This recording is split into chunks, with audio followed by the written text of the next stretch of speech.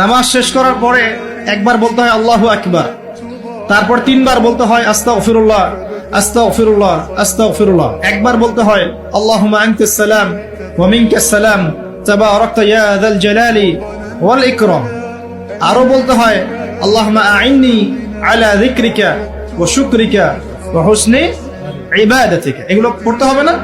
গুরুত্বপূর্ণ সুন্নত। যখন সুন্নতের উপর আমল না করব তখন তো সারা জীবনের সুন্নত প্রতিষ্ঠা হবে না।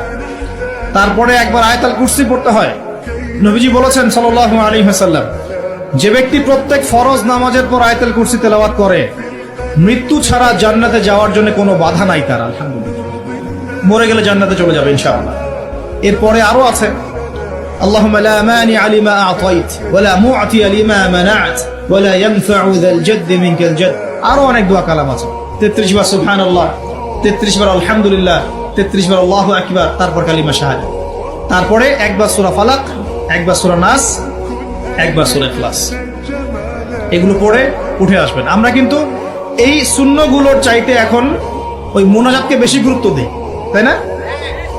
মোনাজাত করলেন, উঠে চলে গেলেন, সুন্নতগুলো আমল করবে কে? মোনাজাত তো অপেক্ষায় বসে আছেন, সালাম ফিরানো হয়ে গেছে, ব্যাস মোনাজাত 1 মিনিট শেষ, আলহামদুলিল্লাহ শেষ করলেন, কিন্তু সুন্নতগুলো আমল করবে কে? সুন্নতটা কি সরে গেল না? আমি তর্ক করতে আসিনি এই বিষয় নিয়ে, করেন